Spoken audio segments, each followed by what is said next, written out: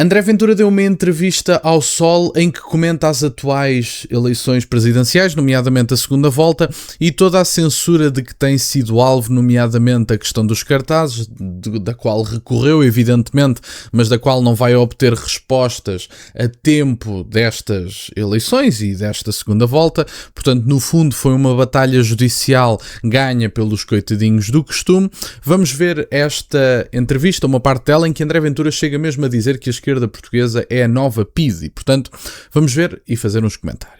Ora, como eu dizia, André Ventura, a esquerda de hoje é a nova PIDE. Disse que Portugal precisava de 3 Salazares e, em entrevista por escrito, defende que foi o 25 de novembro e não o 25 de abril que trouxe a liberdade. Acha que a esquerda, quando não concorda, tenta calar, censurar e prender. Estes tiques autoritários têm sido vistos por toda a Europa. Aliás, basta ver o que se passa em França neste momento, em que Marine Le Pen, curiosamente, vai ser impedida de exercer os seus direitos políticos no prazo que envolve a sua candidatura às eleições presidenciais, que é sempre bastante conveniente para qualquer pessoa que queira concorrer contra Marine Le Pen e, portanto, não deixa de ser interessante que assim seja, mas há pessoas que ainda não se aperceberam que, apesar de, eventualmente, em França, o Rassemblement National poder precisar de uma reestruturação partidária, se, por exemplo, Jordan Bardella for candidato à presidência da República, o que é facto é que Jordan Bardella pode até precisar dessa reestruturação interna no partido, mas o que é facto é que o próprio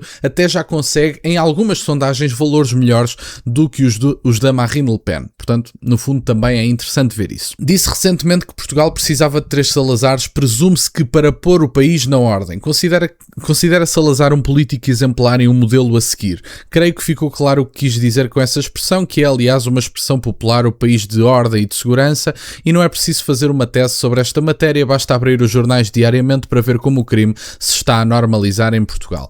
Eu acho que sim, há várias coisas que se pode aprender com Salazar, com a sua obra e ter como referência em termos políticos, não obrigatoriamente em termos de regime, evidentemente, não é essa a ideia. Toda a gente aqui sabe a minha posição sobre a questão da liberdade de expressão e outras liberdades que foram reprimidas no Estado Novo, mas que há muitos méritos de Salazar e da sua atuação, por exemplo, olhem, na Segunda Guerra Mundial, isso aí tem que se reconhecer, mesmo não admirando a forma de regime que é profundamente castradora da liberdade de expressão, exatamente como a nossa dita democracia no dia de hoje começa cada vez mais a ser.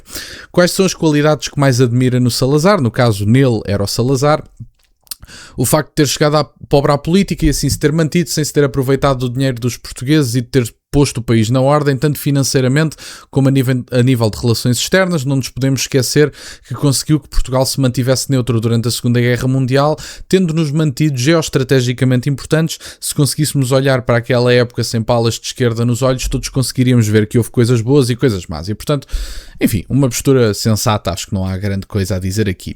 Quais considera que são as maiores obras ou realizações do Estado Novo? E, portanto, tem aqui algumas o aumento da taxa de alfabetização. É um mito que Salazar deixou o povo analfabeto. Basta vocês verem os dados do final da Primeira República para o final do Estado Novo e o que vocês veem é a taxa de analfabetização a cair em 2/3, se não me falha a memória.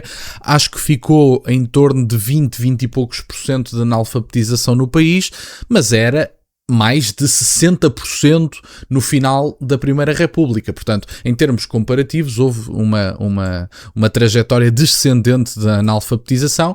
Nem vou falar da dívida pública e da implementação de políticas de construção de grandes obras públicas e, portanto, que isso é uma evidência, Não gosta da liberdade que o 25 de Abril trouxe, não gosta de poder dizer o que pensa e de poder discordar do governo sem ser prejudicado por isso. Eu gosto da liberdade que o 25 de Novembro trouxe, diz André Ventura, porque até novembro não vigorava a liberdade de imprensa, por exemplo. Basta recordar o caso da Vera Lagoa, que por escrever artigos e criticar o regime militar que dominava o governo, foi chamada ao Copcom e foi alvo de mais do que um atentado à bomba. Foram tempos dramáticos que se viveram e as pessoas às vezes esquecem-se disso. Esquecem-se dos mandatos em branco, esquecem-se da ideia de que tudo o que era reacionário e fascista aos olhos desta gente era para mandar prender. Os mandatos em branco são o exemplo mais gritante dessa falta falta de liberdade de expressão.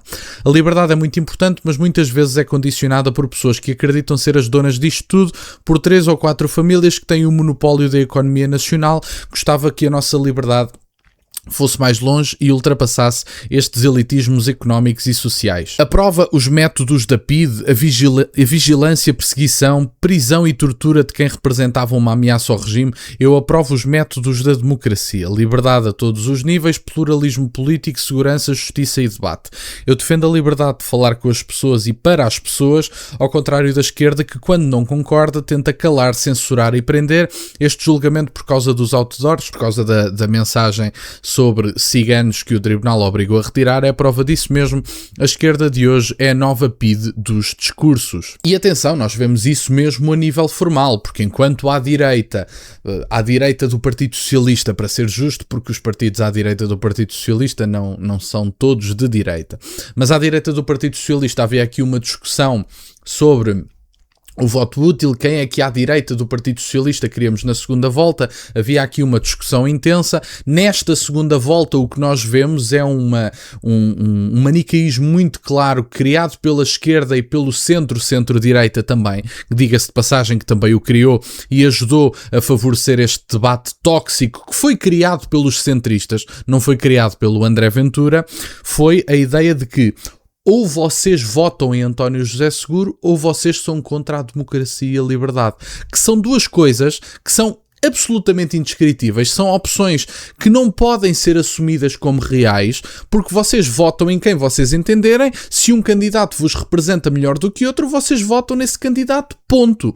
Não é andarmos com esta conversa de que ou votam em António José Seguro, que é um socialista, se reuniu com os Bilderberg, tem ligações e apoio da maçonaria, de independente tem 0, e agora, ao dia de hoje, ou votamos no maçom, ou andamos a votar no antidemocrático, poupem-me um bocadinho. António José Seguro foi à reunião dos Bilderberg acompanhado com Paulo Portas, se não me falha a memória. E, portanto, eu reservo-me no direito de não querer votar numa pessoa que representa tudo de errado para o meu país. Reservo-me no direito de discordar de uma pessoa que está no partido e é militante tranquilamente e confortavelmente do partido que destruiu o país. Se António José Seguro se sente confortável como militante do PS, há um mundo de diferença entre nós e eu não tenho que dar esclarecimentos nem à esquerda, nem sequer ao centro-direita, que de repente tem a mania de que ou votamos no que esta gente acredita que tem que se votar, ou então não temos um voto legítimo. E, portanto, basicamente foi isto. Foram estas algumas das respostas de André Ventura a uma entrevista escrita dada ao Sol, que saiu hoje de manhã. Achei por bem trazer